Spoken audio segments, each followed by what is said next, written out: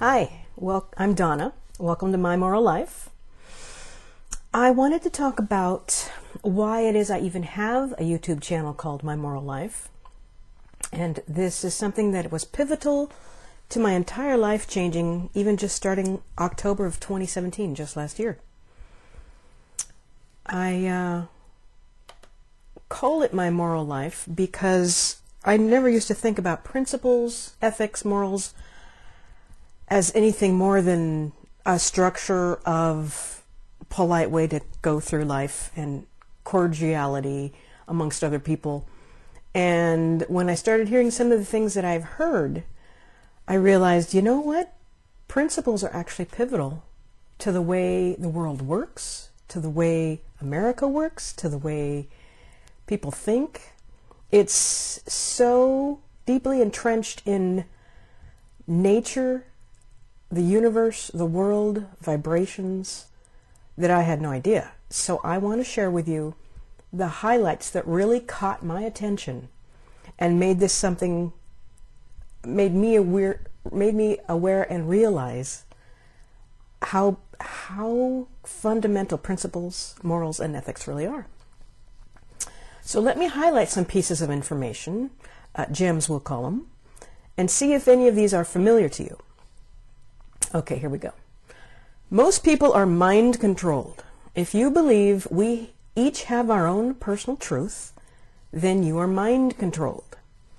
And when I heard that, I was a little blown away. I had just had a conversation with a coworker at work just a few months, I think, before that October revelation, we'll call it.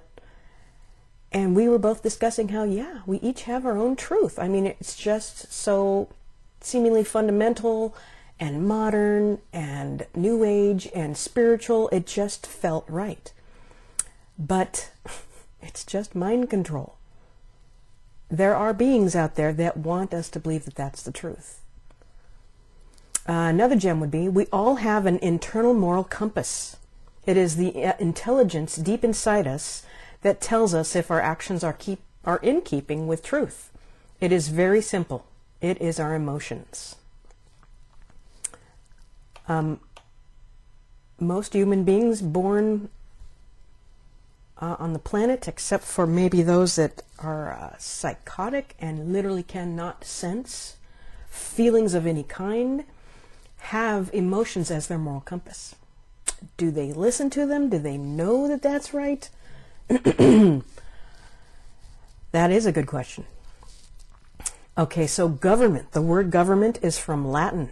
And when I heard the definition from the etymological standpoint, that one really blasted me out of the water. Did you know that government is a Latin word? The first part is a verb from Latin gubernare, and that is to control. A good Latin dictionary will always say it is to control. It is not just to steer, as in to steer a ship, but to literally control, gubernare. And there is no V in the Latin language, so you'll usually see a B in place of V's for Latin, gubernatorial, things like that. And then the other half of the word government is a Latin noun for mind. Ment is Latin for mind. So it literally means to control the mind, or mind control. It's in the word. And the fact that it's out there for all of us to see is kind of the point. We are all free beings, and if we open up and see the point and see what they're saying to us, it's our own fault that they're mind controlling us. That's their excuse to say, well, we told you and you agreed, or you didn't disagree, and so here we are controlling you. I mean, it's incredibly clever and incredibly freeing to realize that you don't have to be mind controlled. You don't have to live in a slave world. We're all free sovereign beings. And I get all that information just from the etymological definition of the word government. So to me, that is a major gem. Another piece of information I'd call a gem is Hitler had his own personal truth. Tell a lie over and over, and no matter how big a lie it is, people will start to believe it. Adolf Hitler, late 30s, 1930s. How about this one? Evil always has to come in the guise of goodness, because if it doesn't, it will be recognized immediately for what it is. So they know they have to be sneaky. They know they have to be sneaky. And that's why what I'm doing has nicknames like the Great Work or the Waking Up and such like that, because we're being put to sleep, being brainwashed, taught not to care. It's a fascinating world we live in. The universal law of the golden rule, this is so good, listen to this. The universal law of the golden rule is so exacting that it only responds to who literally does the actual harm to another, or good to another. So the golden rule, or karma, or cause and effect, all those terms are set in stone. They're for real. They're as real right now today for you and me here on Earth as is magnetism or gravity.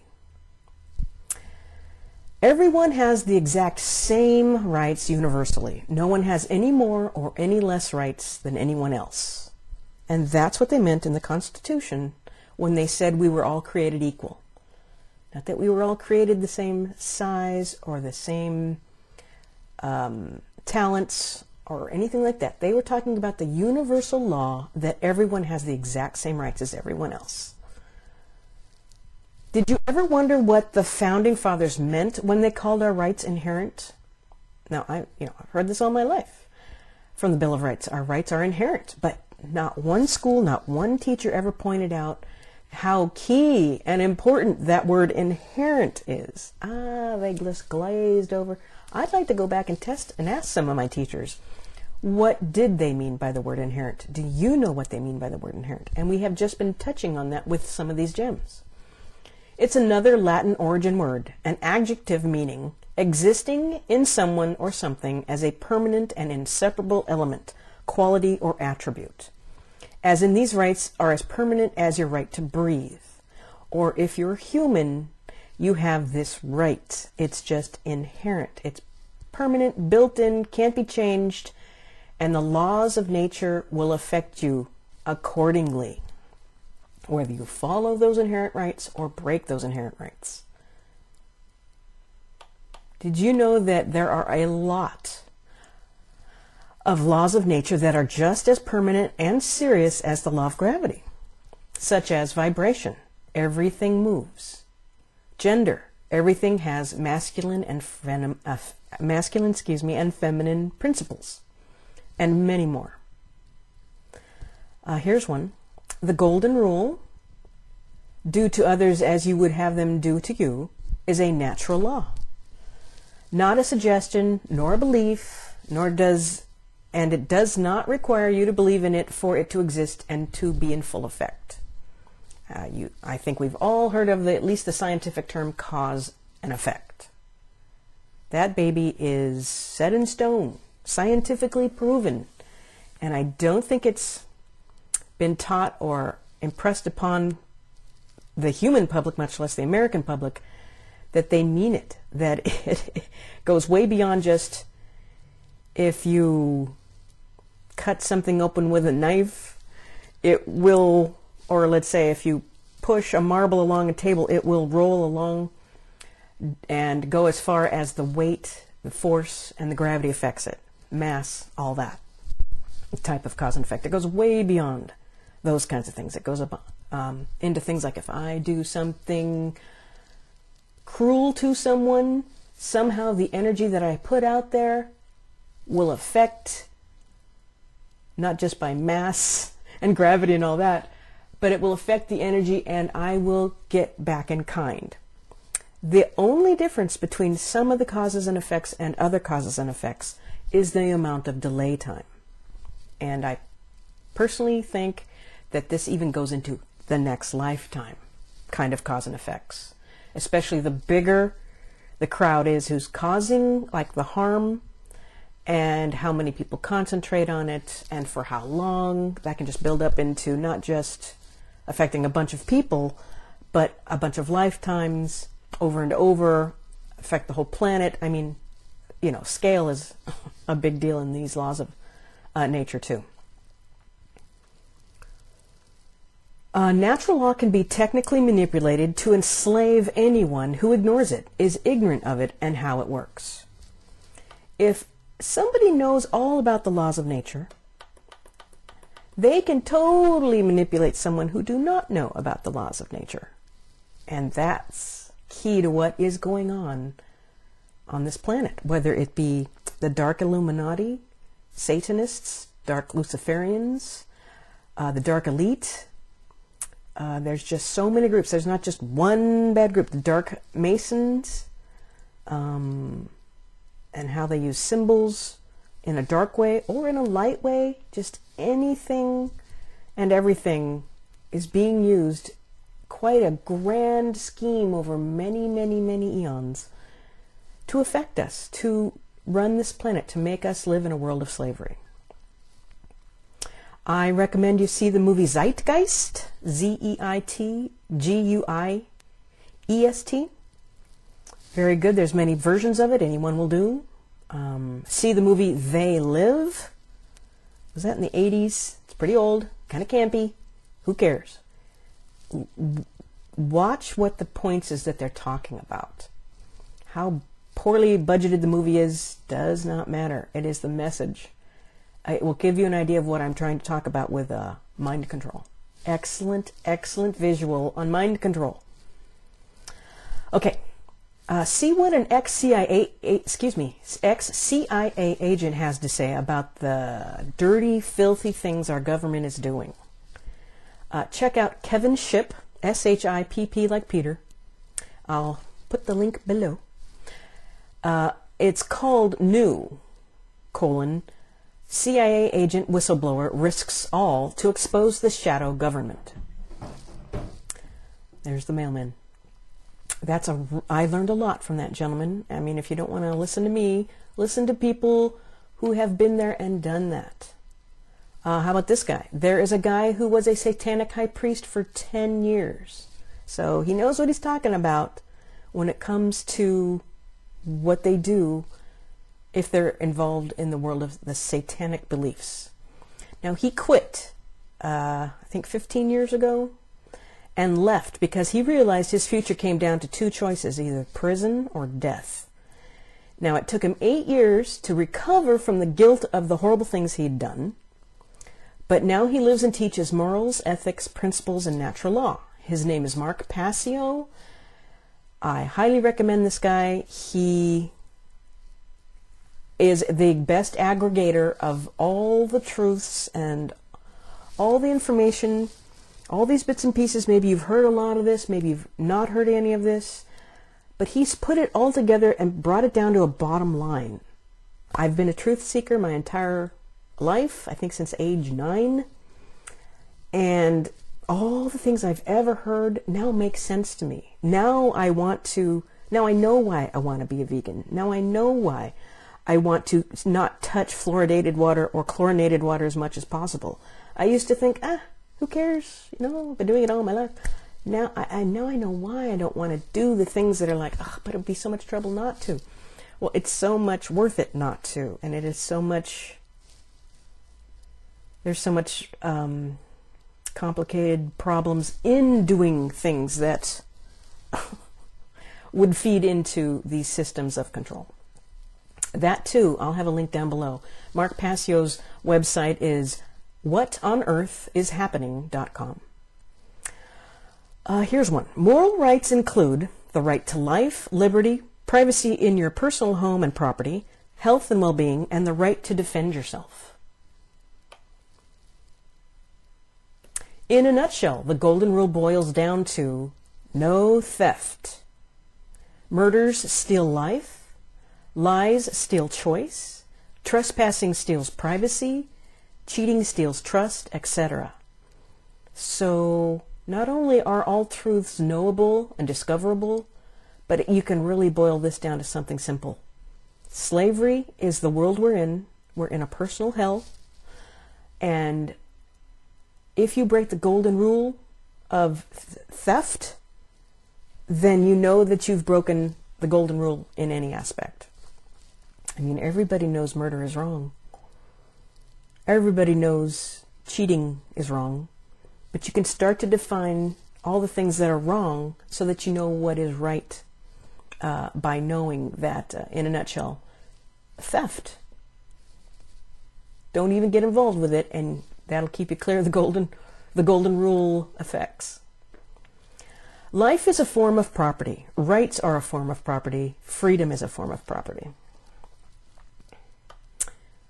If a particular man-made law is in harmony with natural law, now I'm going to say man-made law, as Mark Passio would put it, with a small l, and that natural law, it has the capital L. If a particular man-made law that is written down and is in harmony with natural law, then it follows logically that it is redundant, since it is stating a truth that is self-evident. Therefore, it is both irrelevant and unnecessary.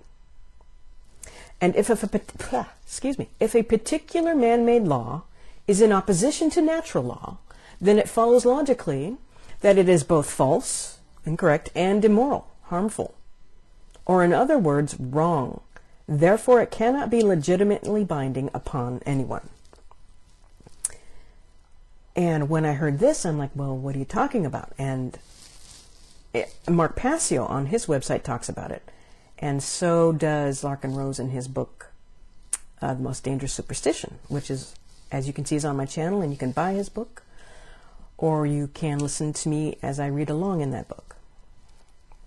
And here's something Samuel Adams said. He was a founding father, and he was an awesome founding father of the USA. He said, "The natural liberty of man is to be free from any superior power on earth, and not to be under the will or legislative authority of men, but only to have the law of nature for his rule."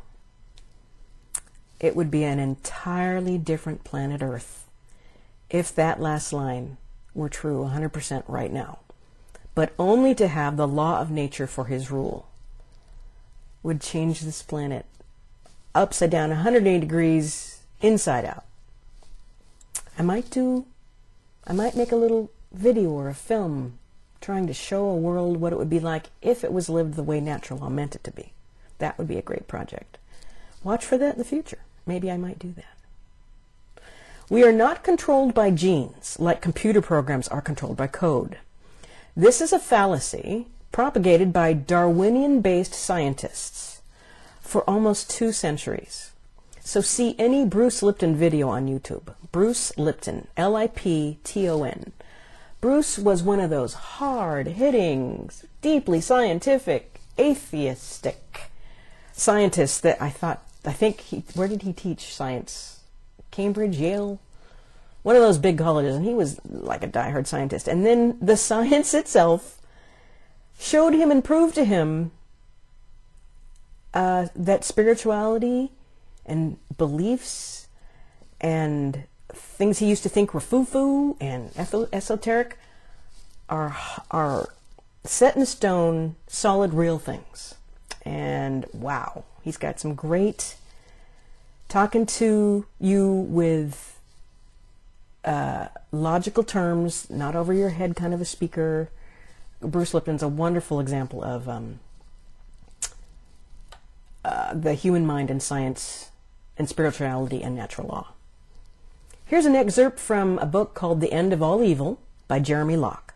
And when I look online, like Amazon.com, that book costs anywhere between $1,100 and $1,500.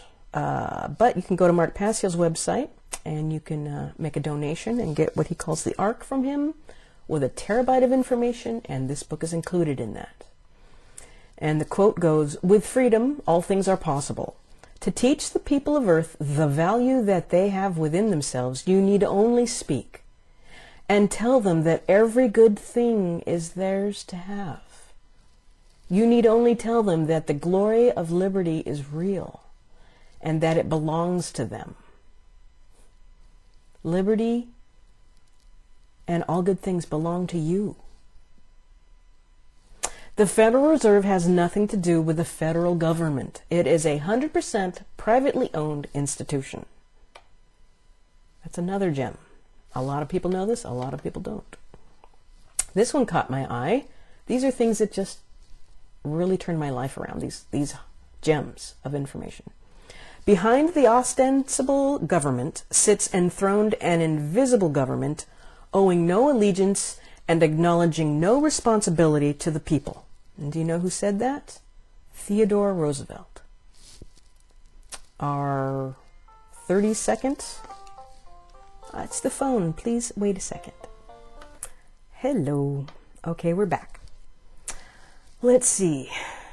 I wanted to quote to you from the book The End of All Evil by Jeremy Locke. And it says, democracy is the greatest evil that can possibly exist, which is quite a statement. Democracy teaches that you are free enough to vote, and it legitimizes other people voting away your freedoms. What makes it pure evil is that you also vote to take away freedoms. Everyone becomes a slave, and everyone becomes a master of slaves. Perfect evil. That is a quote from The End of All Evil. And when I hear things like that, it just sings to my heart to hear truths. It just speaks to my soul that that is true. I don't know about you, but that one really caught me. Structures of mind control, compartmentalization, and hierarchy is how power pyramids control the masses. This is yet another gem.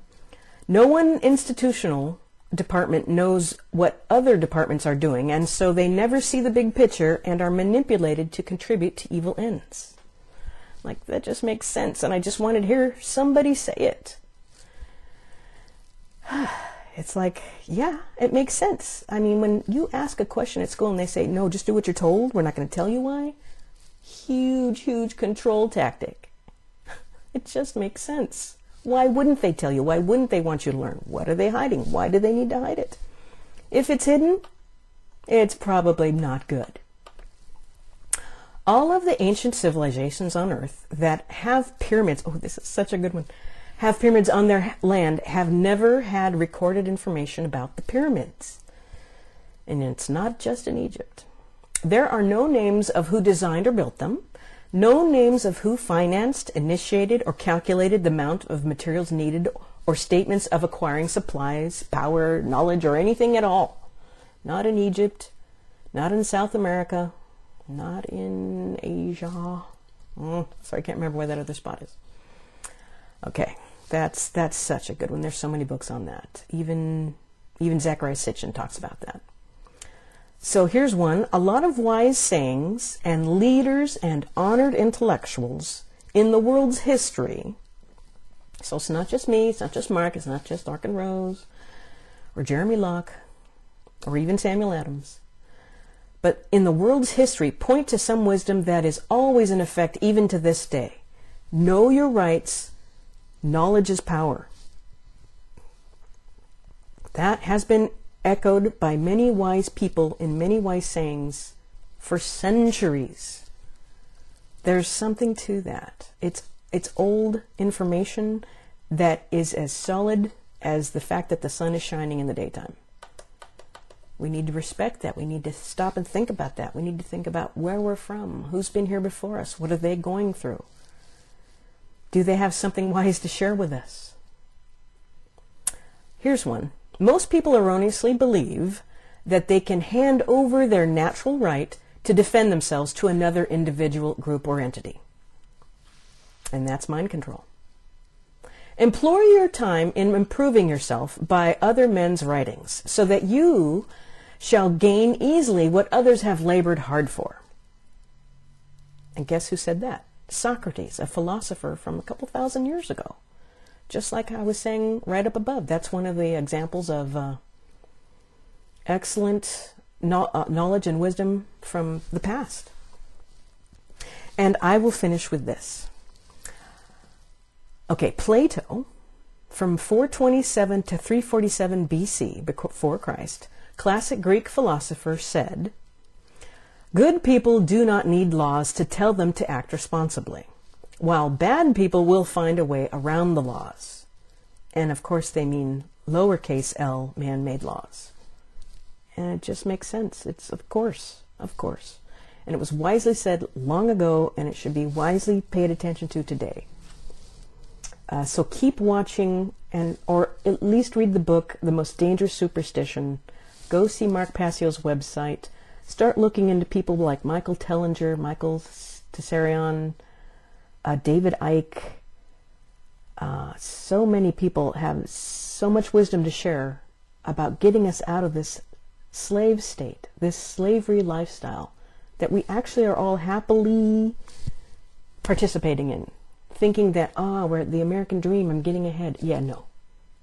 This is a world of slavery. I hope these gems speak to you. Thank you for your time.